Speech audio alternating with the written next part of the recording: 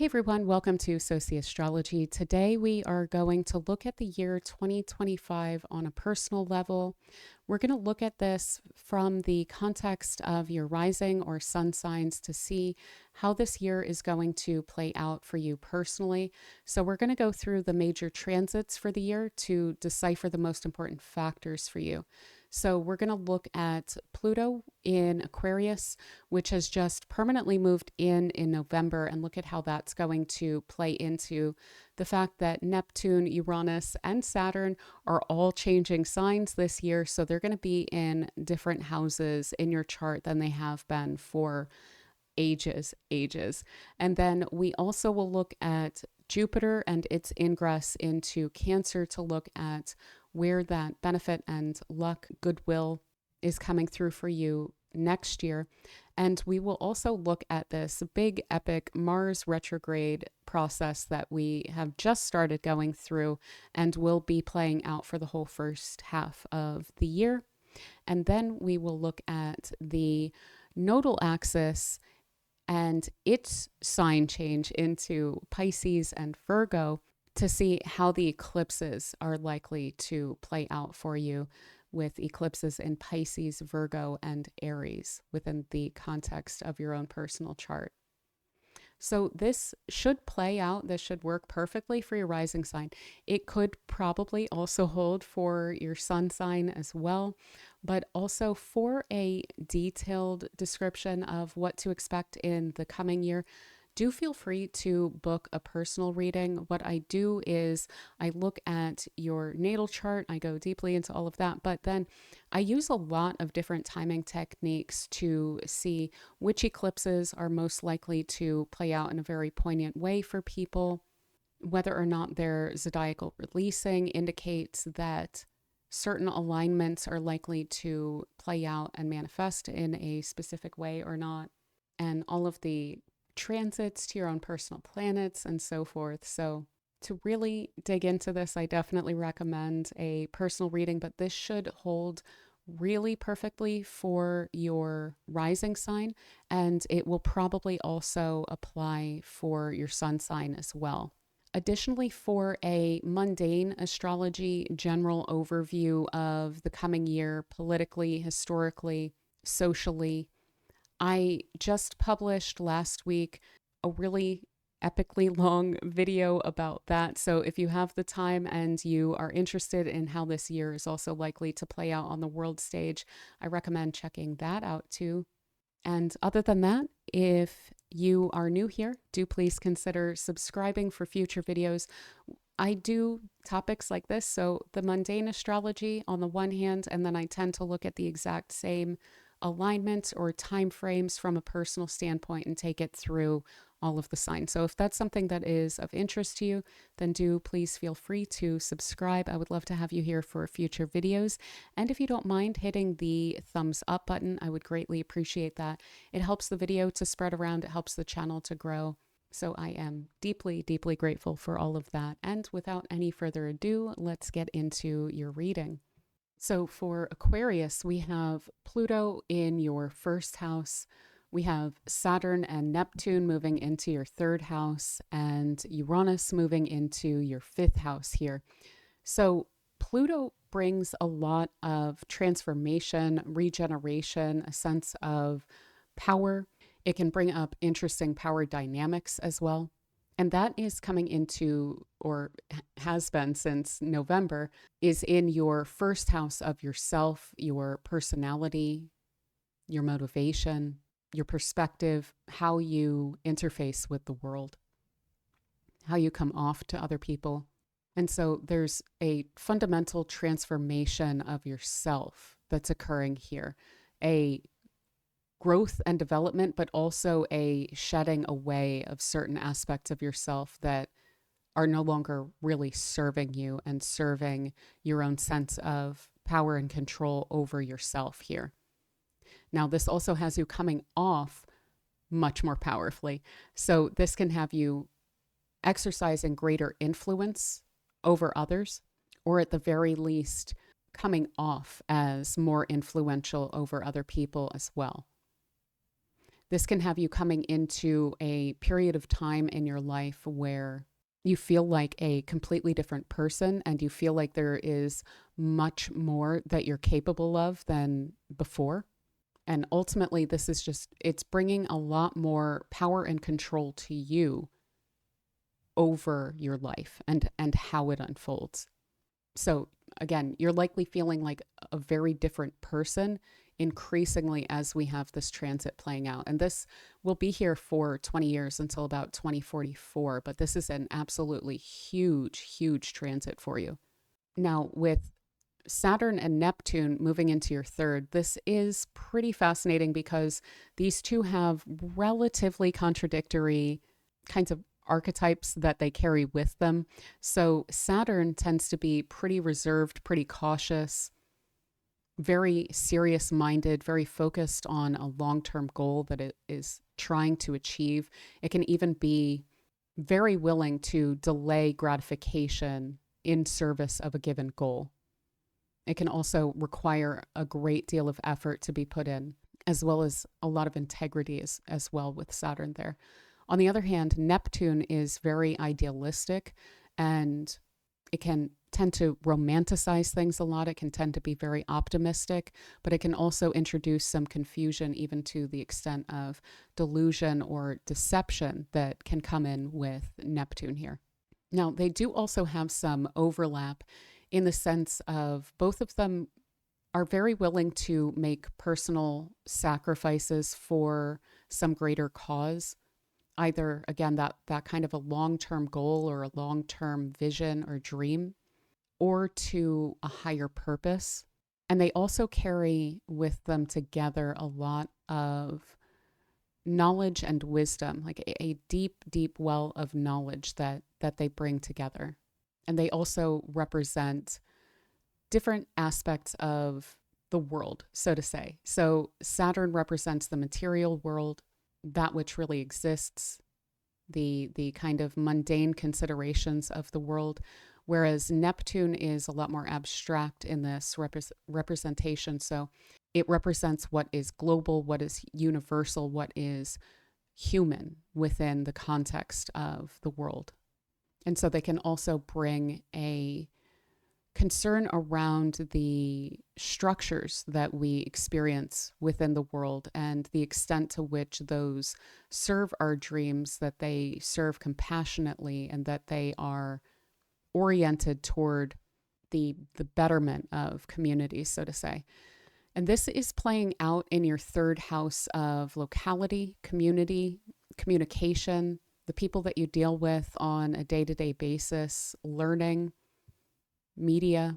So there is a seriousness and a depth to your communication style that is arising. And this could also be an outgrowth as well of this greater power that you feel personally over your own life, your own personality, and so on, and how you're coming off to people. You're coming off with a lot more weight to what it is that you have to say and what it is that you have to contribute. You're also likely, in terms of topics, discussing much more weighty issues, much more serious concerns, and things that truly matter to you.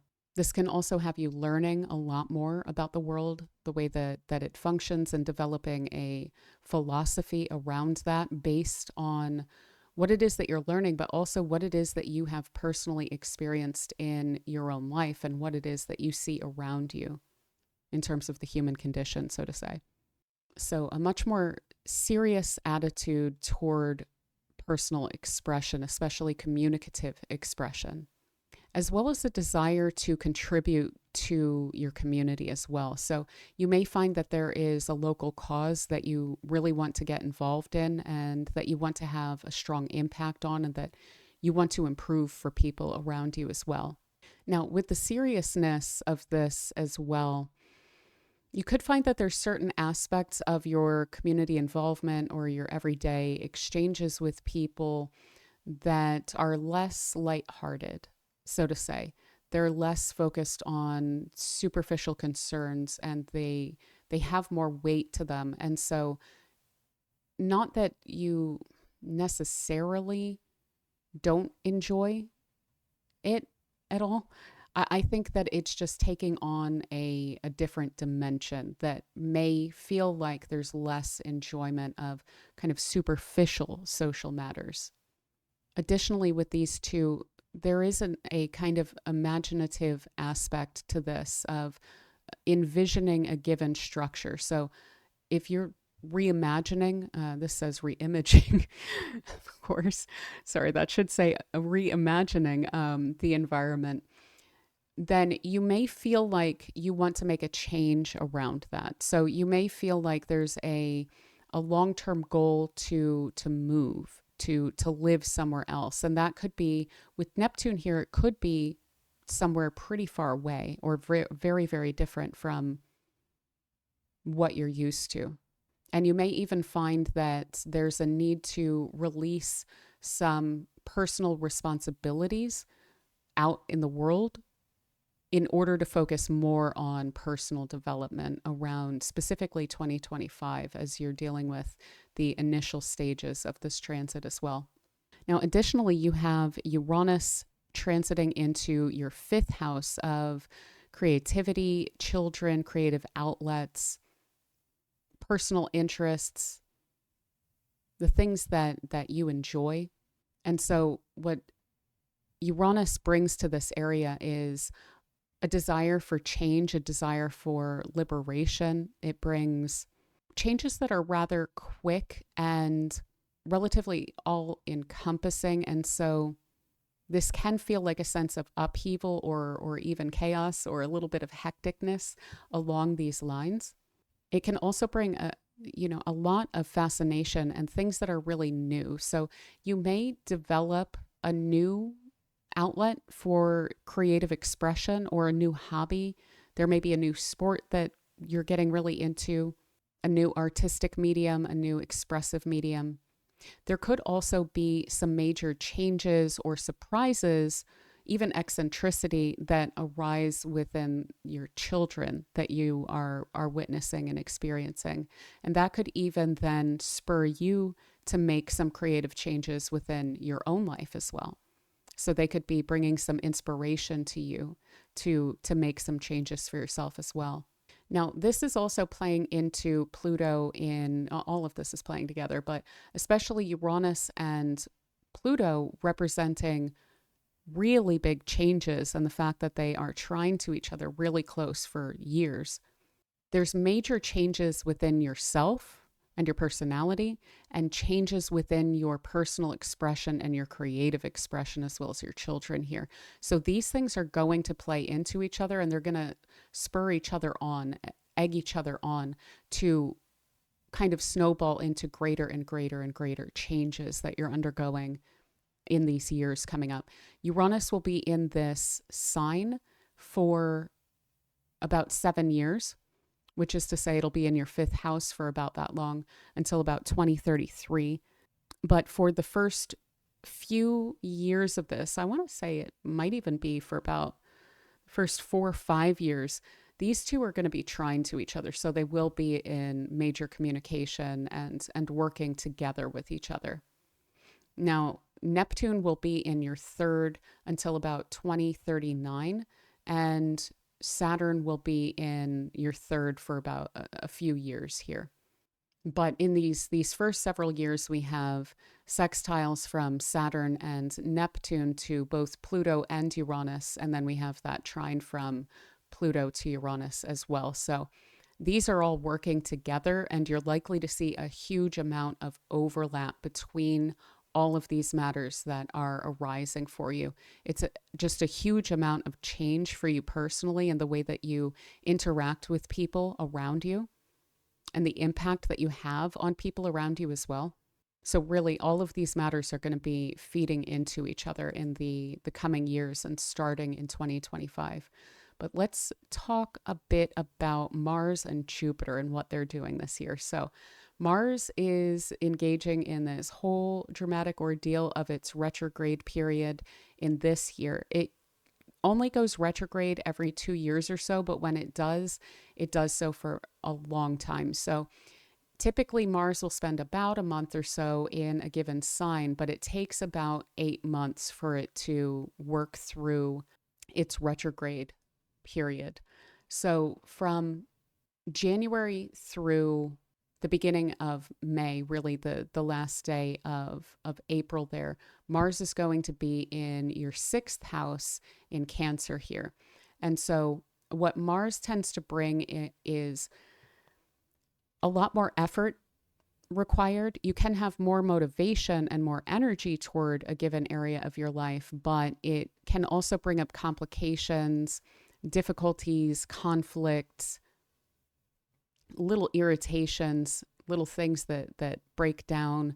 It can even introduce injury or illness.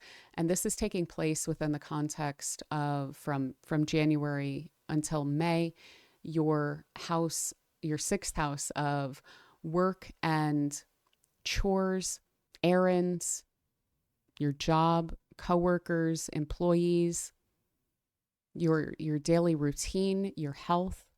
And so you're likely to see complications along those lines. Coworkers could be more conflictual, employees could be more conflictual. You could run into a bit of a health issue or an injury. So I'd be very careful with your body around this time, and also make sure you're taking care of your immune system as well. But you could also find that work and tasks and things like this are also just requiring more effort and are a little bit more frustrating and less enjoyable in the first half of the year here. Now, what's nice about this alignment is that once that moves on in the beginning of May, then shortly thereafter in the second week of June, we then have Jupiter moving into Cancer, which will be in your sixth house. And so Jupiter brings a huge amount of benefit, growth, opportunities, fortune, improvement, development, proliferation, things along these lines. So it's bringing that again to your sixth house. And so you're likely to have, even with Jupiter here, more tasks because of the fact that it does grow things, but there's greater enjoyment of those tasks, the work. There's more satisfaction there. Additionally, you could improve your skills and develop your skills around this time, and that would definitely be pretty advisable. This will also impact your health in a very good way. So improving your health, your well-being. It would be great if you could take active efforts to make even healthier your lifestyle, because it's likely to go a lot better than even usual to make those improvements. Jupiter's going to really give you a boost and help along those lines, and you're likely to feel the effects and to feel the satisfaction of making those improvements with Jupiter in this house as well. So also really great time to establish new habits and improve upon your habits and your routine. So if you want to establish a more solid routine around this time, Jupiter will help to that end. But also any sort of habits that maybe have been difficult for you to establish or to break, Jupiter's going to offer a lot of help to that end. So it would be a really good time to, again, kind of actively try and engage in that. Additionally, this then offers a lot of benefits from employees and coworkers. So you could hear of opportunities from them. You're likely to receive a lot of help and assistance from them, and for them to just be generally having a lot of goodwill toward you, and a greater enjoyment of those relationships within your life as well. And yeah, enjoying taking care of tasks, the satisfaction from a good job done, basically, with Jupiter in your sixth house here. You could also find that there's someone who is helping to nurture you in this time and really encouraging self-care. And so that's another really nice way that Jupiter in your sixth could play out too. So let's talk about the eclipses that are coming up. So we have the nodal axis moving from Aries into Pisces this year. And the nodal axis always moves retrograde. The planets tend they run counterclockwise around the wheel. The nodal axis moves clockwise around the wheel. And so that's why it's moving from Aries backward into Pisces. But what the nodal axis represents is the fact that the sun comes up toward the northern hemisphere, down into the southern hemisphere, and that kind of defines our seasons. The moon does the same throughout the month. And so there's 2 points at which those lines intersect. And that is the point at which the earth and the moon and the sun are perfectly aligned. And so that's when we get eclipses. And so since this is in Pisces and Virgo now, we're getting eclipses in Pisces season and in Virgo season. Typically, you'll get 2 per season, a solar eclipse and a lunar eclipse. Sometimes you get a little bit more. But basically, the closer that a full moon or a new moon is to this nodal axis, the more total that the eclipse will be. Now, because of the fact that the nodal axis has just switched signs, we're actually not getting a solar eclipse in Pisces. We're getting a solar eclipse that's catching in Aries here because it's still within range of that nodal axis. So you'll get one solar eclipse in your 3rd house. And so around March 29th, when that eclipse occurs, you're likely to experience changes, developments within your community or your environment, significant events or development of your relationship with siblings as well, or people that you deal with on a day-to-day level, as well as developments and improvements and a maturation of your communication style. You could also hear some really significant news pretty close to that March 29th date that says something likely about your community and where you're living. This does also involve technology and your commute and like local transportation and things like that. So you could have some event occur that is kind of out of the ordinary along those lines as well. But otherwise, for the most part, this year, we're going to be experiencing eclipses along the Pisces Virgo axis, which is your 2nd and your 8th houses here. So with the North Node, we tend to experience things gaining in significance, an increase of that subject matter within the context of our life around that eclipse season. And there's an encouragement to focus more toward bringing what it is that the North Node is pointing to into your life in order to continue to grow and develop and mature. The South Node tends to be things that we have a bit of an over-reliance on and that we need to release around these eclipse seasons as well. So with this playing out in your 2nd house, this is the house of your finances, your security, stability, the resources that you have available to you, self-sufficiency, self-reliance, self-esteem, your values. And so there's an orientation and encouragement to focus more on those matters, as opposed to with the South Node in your 8th house, dependencies, other people's resources, joint resources, intimate relationships, basing your self-value on what other people think or the input of others, as well as potential inequalities or imbalances within the context of relationships, especially where finances are involved. So a greater focus on self-reliance is coming up in this year. This is something that you've been working through recently with Saturn in this house the past few years, but you're being asked to really check in on that and make sure that you've made the changes that you've needed along those lines. So a change in the focus or even in the reality of your financial considerations, there's likely to be some changes within your financial life around this time, not just for bad. You could wind up with new streams of revenue, new investments that you wind up getting involved with that wind up growing or maturing over time. And you are encouraged to explore these topics. Of course, never invest more than you can afford to lose. But with that said, I would be looking into those things, studying those things, and trying to get a better understanding of that.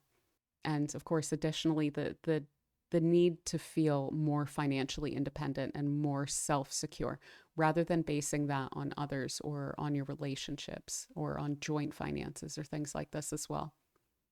But yeah, I think that is pretty much what I have for you, Aquarius. So, with all of that said, I hope you have an absolutely beautiful year. And again, if you want to go into this in more detail, do feel free to book a personal reading. I would love to look into how all of these transits are playing out in your own individual chart. And again, if you don't mind hitting the thumbs up button, greatly, greatly, greatly appreciate that.